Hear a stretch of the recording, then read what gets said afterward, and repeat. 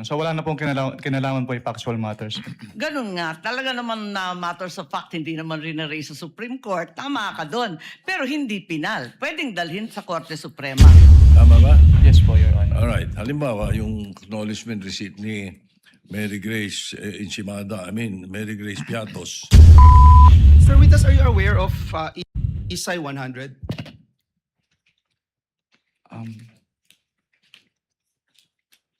It's International Standards of Supreme Audit Institutions. I am aware po of ISAI, pero yung specific po na 100 hindi ko po ma-recall, Your Honor. Yeah, member po yung Pilipinas at they found on the word professional skepticism that requires an auditor to question records submitted, but also to fairly consider yung agency's explanations and contrary evidence. Is that correct? Yes po, Your Honor.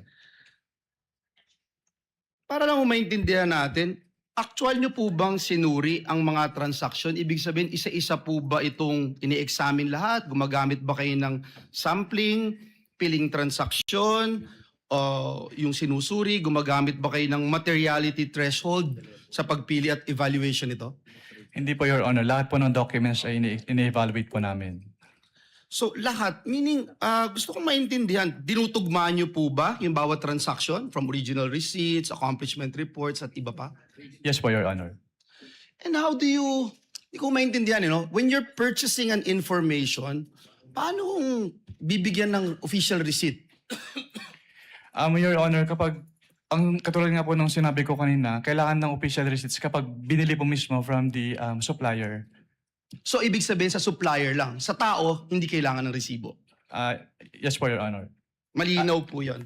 Pag sinabi pong resibo, OR po. Pero pag purchase of information, inaalaw po namin yung acknowledgement receipts po.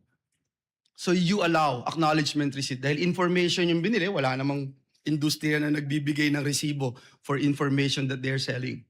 Yes po, Your Honor. Sa madaling salita po, yung findings po ba ninyo ay batay lamang sa deficiencies in the documents submitted o nakukumpirma nyo rin po na sa pamamagitan po ng inyong independent verification? Ang audit po kasi namin ay document-based. So kung ano po yung nilalaman ng documents vis-a-vis yung provisions ng joint circular, yun po yung nagiging basis for our findings po. So hanggang dun lang sa dokumento na ibinigay, wala na po kayong ibang ginagawa to go out of your way and do your independent findings. Yes po, Your Honor. Ngayon po, Mr. Wamil, Attorney Wamil, para malinaw po sa atin, kayo po ba mismo ang nag-audit nitong bawat transaction at naghanda ng initial findings o mayroon po kayong team? Ako lang po, Your Honor. At kayo lang po ang nagre-review nito bago maging final report? Hindi po. Meron po akong division chief. Siya po yung nag-review, Your Honor. At dun po sa proseso yun, ano ho yung material findings, recommendations, and conclusions na maaaring idinadagdag o inaalis o binabago ng inyong ino-audit? At bakit po? Actually, yung laman po nung na-issue ng AOM, kinumpare ko po yun sa aking draft at parehas naman po. Sorry. Pakiulit po. Yung in-issue po namin na AOM po kasi, kinumpare ko po yun sa aking draft at parehas naman po yung substance ng AOM. Mr. Wamil, from AOM to notice of discrepancy, suspension, and then notice of disallowance. Yes po, Your Honor. Ano po yung mga nabago dun? Kapag AOM po kasi, parang ni-require po namin, based on the joint circular. Sir, ang question ko po, ano po yung nabago? Ibig sabihin from AOM, nabago po, di ba? Kasi binanggit nyo sa kanila, ito yung hinahanap namin. Yes, wala pa rin po. Nag-issue na ho kayo. Sa pangalawang stage, nag-issue na po kayo ng notice of suspension. Yes po, Your Sa pangatlong stage, nag-issue na kayo ng notice of disallowance. Dun sa stages po na yon, marami po bang nagbago? Para ho kasing sinasabi natin dito, hindi pa rin po sila sumunod sa pangatlong pagkakataon, sa ikatlong stage. Yes po, Your Honor. Actually, ang na-issue ko lang po ay hanggang notice of suspension, pero discuss ko na lang po din yung contents ng notice of suspension. Una po... Sige po, from AOM to notice of suspension. Ay, sige po. Yes, I'm winding up, Mr. President. It's the same question that I'm asking because we don't want to talk about the notice of disallowance from AOM to notice of suspension. Okay po, Your Honor.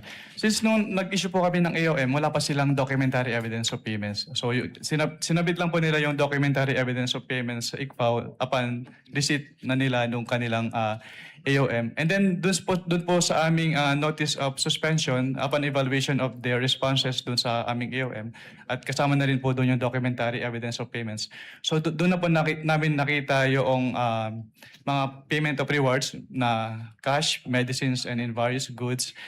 Tapos nakita din po namin yung mga purchases nila na walang visual receipts or sales invoice na supporting document.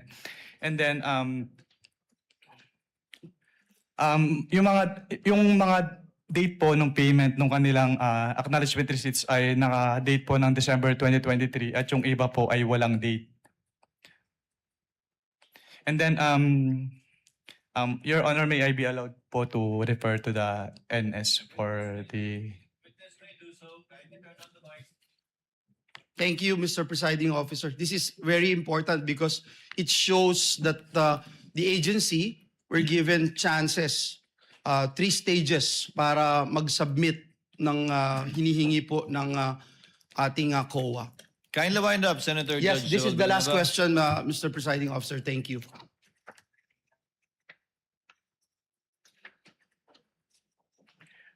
Yun po, Your Honor.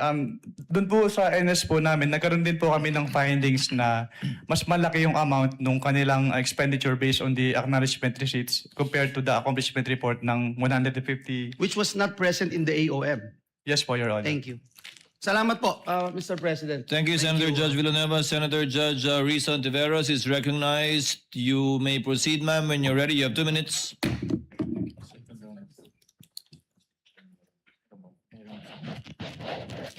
Salamat po, Mr. Presiding Officer. Yeah. Mr. Witness, para klaro po sa mga nanonood, kapag pinag-uusapan po yung confidential and intelligence funds, chinecheck pa rin po ng COA kung paano ginastos yung pera. Tama po ba? Yes po, Your Honor. Okay, so ibig sabihin, kahit confidential ang tawag sa confidential funds, kailangan busisiin pa rin yung pinagkagastosan. Tama po? Yes po, Your Honor. Kasi public funds po siya. Kasi public funds. Okay. Ngayon, yung mga resibo na hinihingi nyo sa COA, again, para sa mga nanonood, para saan ba talaga yung mga resibong iyan? Kailangan po kasi naming malaman kung talagang bumili po sila nung kanilang mga binili, Your Honor. Okay. Kailangan malaman nyo kung talagang binili Yes po. yung sinabing ibinili. Opo. At At doon lang po namin makikita yun sa official receipt or sales invoice po. okay, OR o kaya sales invoice. At hindi lamang sa mga AR. Yes po, Your Honor. Okay. Unless nga para dun sa pagbili o pagpabayad ng information. Yes po, Your Honor. So, importante talaga na makapagsumite ng mga dokumento at resibo ng mga di umanong pinagkagastosan. Yes po, Your Honor. Okay. Sa kaso po ba ng OVP at ng DepEd, nakapagbigay po ba sila ng mga kompletong dokumento at resibo na hinihingi ng COA? Ang tanging period lang po na, sa pagkakalam ko na mayroong documentary evidence of payments based on may stay sa ICFAO o yung 4th quarter of 2022. At based po dun sa kanilang documentary evidence of payments for that period, wala po silang sinamit na official receipt or sales invoice. Tanging mga acknowledgement receipts lang po. Okay. So yung mga supporting documents na required, hindi ko po pwedeng tanungin kung kaagad nilang naibigay dahil hindi po naibigay yung ibang supporting documents. Yes po, Your Honor. Ni isa po within any time period after na dapat nilang sumitihin yan. Yes po, Your Honor. Okay. So, hindi ko rin kailangan tanungin kung kumpleto ba ang ibinigay dahil hindi ba kumpleto ang ibinigay nilang mga dokumento at resibo? Pwedeng pa ulit po ng tanong. Kumpleto ba o hindi kumpleto yung ibinigay nilang mga dokumento at resibo? Hindi po kompleto, Your Honor. Hindi kumpleto.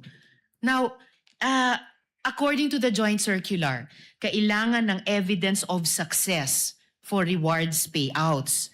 So, itong tinatawag na evidence of success for rewards payments, Naibigay po ba ito ng OVP? Hindi po, Your Honor. Naibigay po ba ito ng DepEd? Katulad nga po ng sinabi ko, yung sa OBP lang po yung may DEPs na naabutan ko. Alright. Pero hindi po naibigay ng OVP yung evidence of success for reward payments. Opo. Pero i-clarify ko lang din po, since ako po yung nag-initially evaluate noong first and second quarter ng DepEd, based po dun sa aking mga na-evaluate na documents, wala din po silang sinubmit na documentary evidence of payment. Documentary evidence na of success of the surveillance activities or information gathering activities po. Okay. At sa simpleng salita, bakit importante itong evidence of success sa rewards payments? Diyan po kasi malalaman kung valid ba yung naging payment nila ng rewards po. So kasi dito sa acknowledgement receipt, makikita natin marami-rami po ito, no? Nakalagay na kapag claim sila ng reward. So huling tanong ko sa inyo, Mr. Witness, sa round na ito, ibig sabihin sa itong evidence of success for rewards payments, patunay na meron tayong napala. Merong napala ang gobyerno sa mga operasyong iyan. Yes po, Your Honor. Kaya po namin ni-require na i-submit po yun. Alright. Salamat, Mr. Witness. Salamat po, Mr. Presiding Thank you, Officer. Senator Judge Ontiveros. Before recognizing the Honorable Padilla, Chair, yes, Senator Lacson, after Senator Soto, I believe. Chair would like to inform the councils for the parties that you may take your seat unless a question is thrown at you by a Senator Judge so that you can relax. It goes for both parties. Thank you, Your Honor. Thank you, Your Next to interpolate, Senator Judge Padilla. You may proceed when you're ready, sir. You have 2 minutes. Maraming salamat po, Ginoong tagapamahal ng hukom. Meron lang po ako mga tanong. Maiksi lang po ito. Saan po kayo pinanganak? Sa Nueva Ecija po, Your Honor. Nueva Ecija. Opo. Saan po kayo nakatira ngayon? Sa Manila po. Manila. Saan po kayo nag-aral?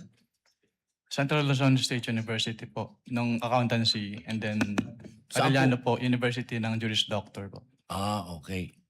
Saan po kayo nakaikot na sa bansa natin? Nakaikot na po ba kayo ng Mindanao, sa Bicol? Marami na po akong naikutan, hindi ko na po maalala lahat, Your Honor. Opo. Kayo po ba ay nakarating na sa BARM? Yes po, Your Honor. Opo. Saan po sa BARM? Sa Sulu? Sa Basilan? Maguindanao? Hindi niyo po matandaan? Hindi Mauubos ko po po yung oras ko. matandaan, Your Honor, kung saan. Bicol po. Nakaikot na po kayo sa Bicol? Yes po, Your Honor. Saan po sa Bicol? Sa Camarines Norte? Sa Camarines Sur po. Sur? Sa Norte, hindi pa po. Hindi ko po maalala kung Nakaikot na po kayo sa mga bundok. Saan po, Your Honor? Mga bundok. Yes po, Your Honor. Nakita niyo na po ba ang pangangailangan ng mga tao sa malayong lugar? Katulad ng gamot. Katulad po ng pagkain. Wala naman po akong na-observe, Your Honor. Ayun, wala. Hindi po kayo exposed. Exposed po ba kayo sa threat ng terrorism sa bansa natin? Nabalitaan niyo po ba ang ISIS, ang NPA, ang Abu Sayyaf? Exposed po ba kayo doon sa mga balita? Sa news po, may Sa mga news, nabalitaan po ako, Your Honor. Opo. Alam niyo po ba na kung gaano nakagrabe ang terrorism?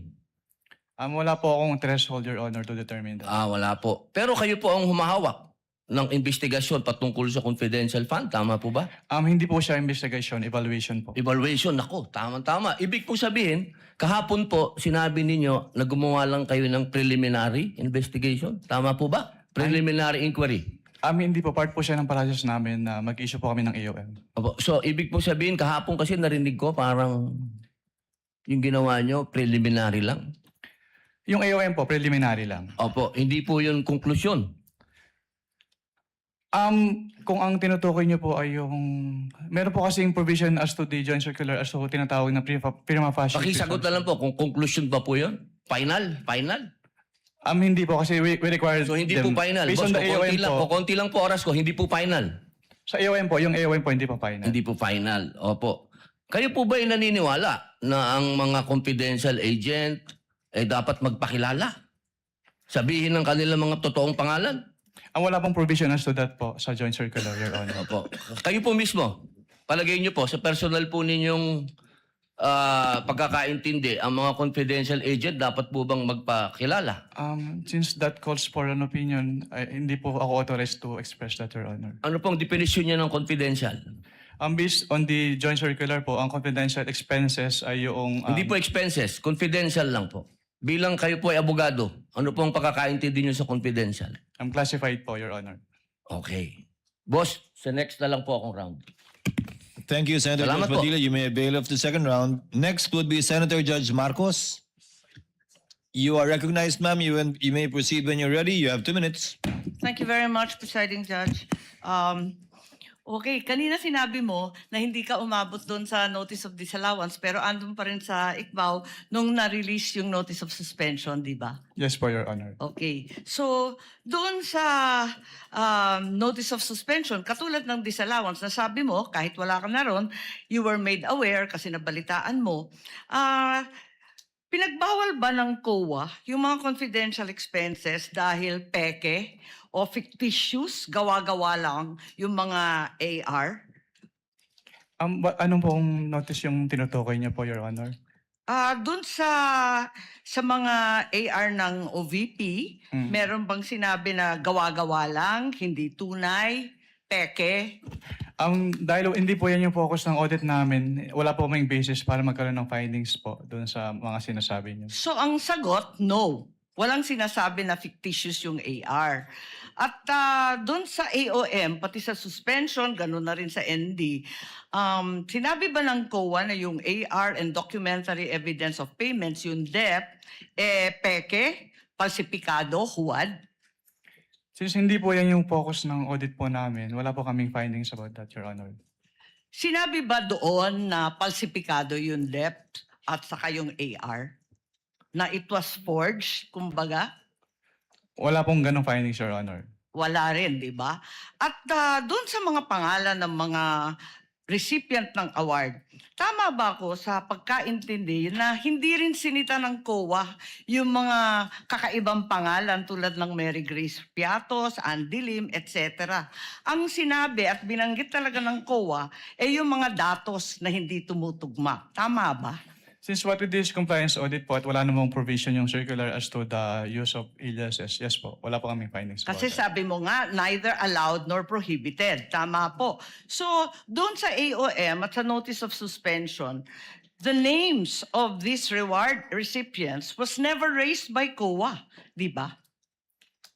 Yes po.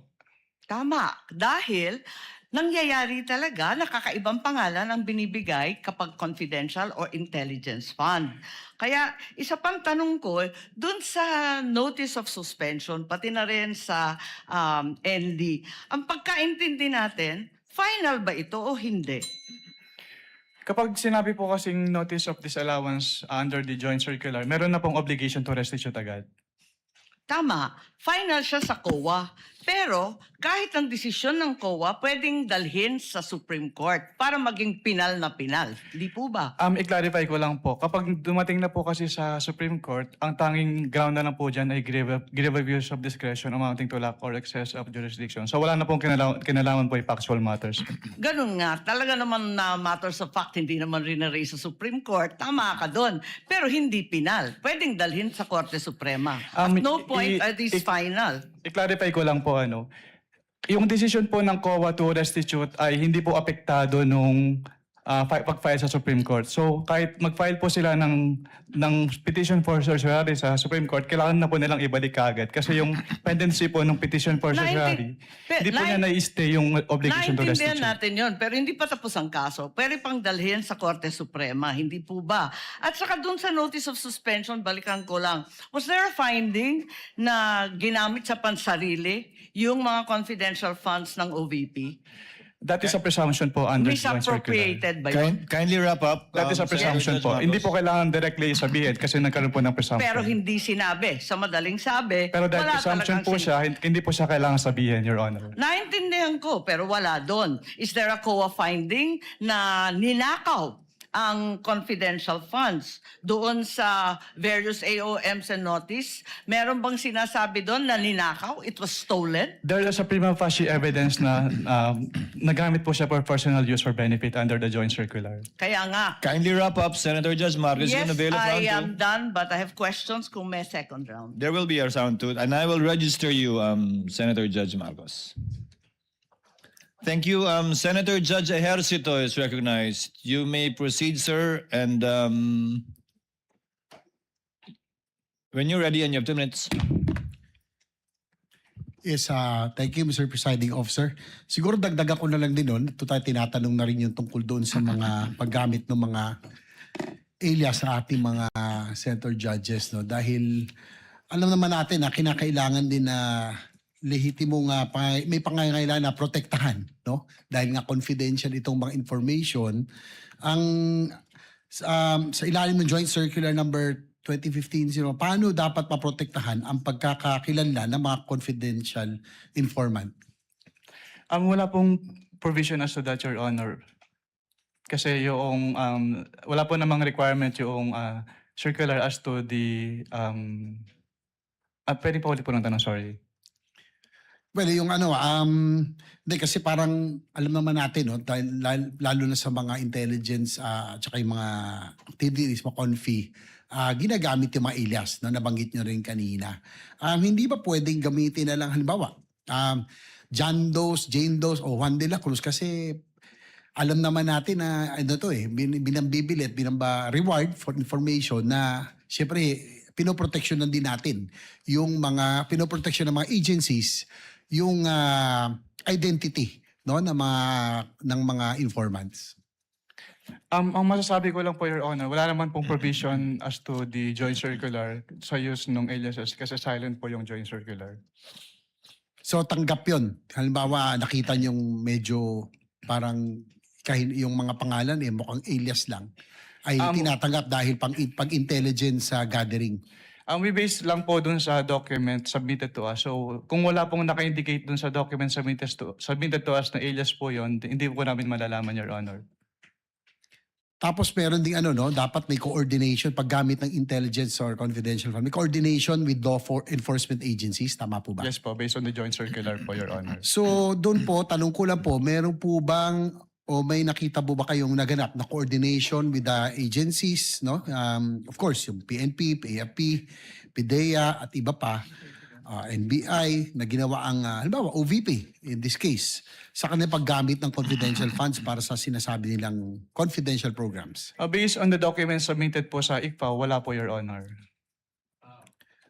Dahil sinasabi ng ng joint circular, kung di ako nagkakamali, na kailangan may proper coordination ang paggamit ng confidential funds with these law enforcement agencies. Yes po, based po on the joint circular, Your Honor. Isa ba ito sa mga findings ng COA sa IOM o sa audit observation memo or notice suspension or notice of disallowance na inilabas laban sa OVP, yung walang coordination? Wala po kaming naging findings about dyan, Your Honor. Last, Mr. Presiding Officer, doon sa course ng yung audit, Mr. Attorney Wamil, did you see any evidence o may ebidensya ba kayo na si Vice President personally ang tumanggap, ang nakakuha o nagbenepisyo doon sa Confidential Intelligence Fund? Based on the documents po, wala po, Your Honor. Wala po akong personal knowledge about that po. So para sa record, for the record, just last point, Mr. Presiding Officer, sa pagkakaroon o kawalan ng ebidensyang nagpakita ng personal na pagtamanggap na kinabang ba ang isang opisyal ng pamahalaan sa pondong bayan ay sapat na? O upang matukoy kung may umiiral na pananagutang administratibo, sibil o kriminal?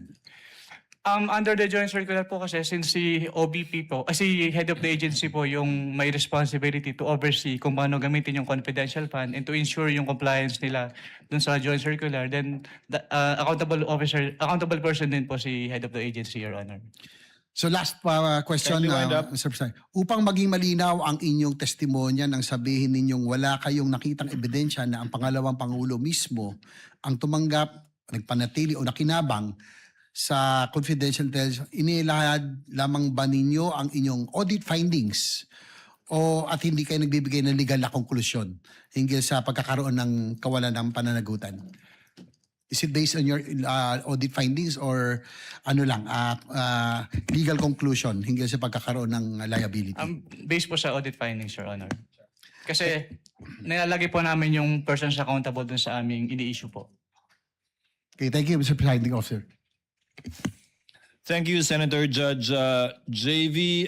Before recognizing Senator Judge Soto, Attorney Wamil, just on the point of Senator Judge Marcos, to clarify, the decision of COA with respect to any appeal is final, is executory but not final even if it is appealed before the Supreme Court, correct? With respect to the obligation to restitute po, kahit magkaroon ng pendency ng petition for... Attorney Wamil, listen to the question, please. Okay, It is, Your Honor. unless a TRO is issued by the Supreme Court, it is executory but the decision is not yet final.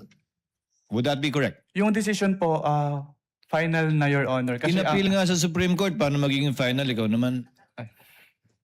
A decision of the COA executory na po, Your appealed to Honor. the Supreme Court is executory unless a TRO is issued but is not yet final. Yes po, Your Honor. That is a correct statement. Opo. Thank you. Senator Judge Soto, you are recognized, sir. You may proceed when you're ready. You have 2 minutes. Thank you, Mr. President, Mr. Presiding Officer, Mr. Witness. In your testimony, August 3, upon direct examination by the prosecution counsel, you were presented representative samples of selected forms. The question 845 acknowledged receipts, if I remember it right. Correct ba yun? Yes po, Your Honor. All right. Sinabi nyo na kayo ay gumawa ng observations doon sa mga acknowledgement receipts nito kung saan ilan dito ay pinagagamitan ng confidential funds ay hindi naaayon sa Joint Circular 2015-01. Ngunit may mga acknowledgement receipts according to how I recall it na wala naman kayong observations, ano? Yes po. Sapagkat ang pinaggamitan ng pondo ay naaayon sa nasabing circular. Tama ba? Yes po, Your Honor. Alright. Halimbawa, yung acknowledgement receipt ni Mary Grace Mary Grace Piatos na 70,000 for medicine, walang supporting documents. Kaya gumawa kayo ng observations. Yes po, Tapos Your Honor. yung doon naman kay acknowledgement receipt ni Janice Marie Trevilla, 70,000 at Patty Ting na 150,000. Wala kayong observations. Dahil ang pondo ay ginamit sa purchase of information na pinayagan o allowed ng nasabing circular. Tama ba? Yes po, Your Honor. That's the way I recall it. All right? Okay, now, ito ngayon ang tanong ko. Out of these 845 acknowledgement receipts na pinag-uusapan sa kasong ito, ilan ang nagawa nyo ng observations dahilan sa kawalan ng supporting documents? Hindi ko na po matiyak kung ilan yung exact number po, Your Honor. Ilan ng, well then my next question will not be answered because tatanong ko, ilan yung walang observations?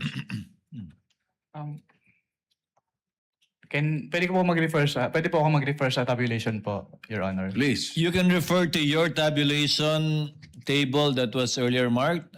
Assisting counsel, can you show him the previously marked evidence pertaining to his tabulation or summary? Assisting counsel for the respondent may also approach should he so desire.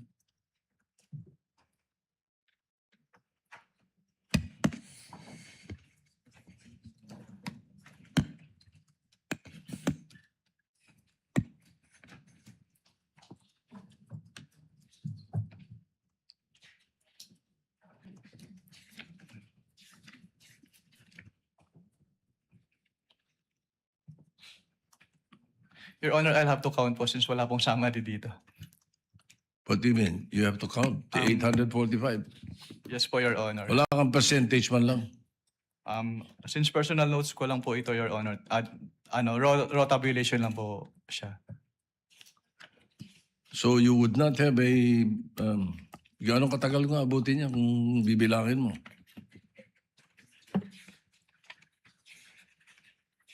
Kasi my next question actually would be, magkano ang total noong meron kayong observations? At magkano yung wala?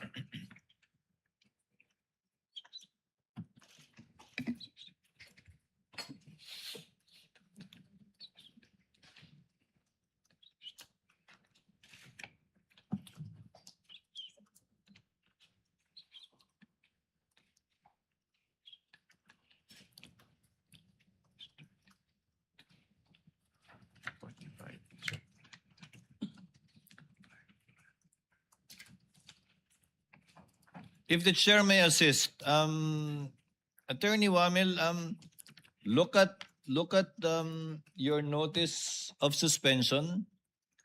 You may observation ka, I presume, pertains to those rewards, payment of goods and medicines that you made observations to and suggested to be suspended. So I presume it pertains to those ARs. Yes po, Your Honor, pero amount lang po kasi yung naka-indicate po doon.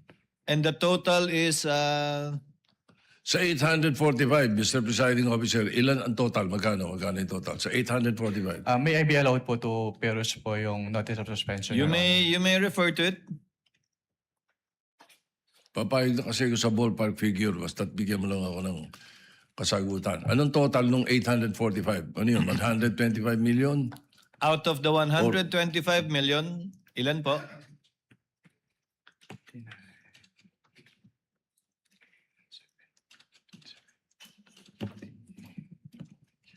Your Honor, please. Let's wait for the witness counsel to answer. He's referring to your marked exhibit, the notice of suspension. I believe it's on the first page, Attorney Wamil. Sa first page po, with respect to the payment of rewards po, 59,787,000 pesos po, Your Honor. With other purchases naman po,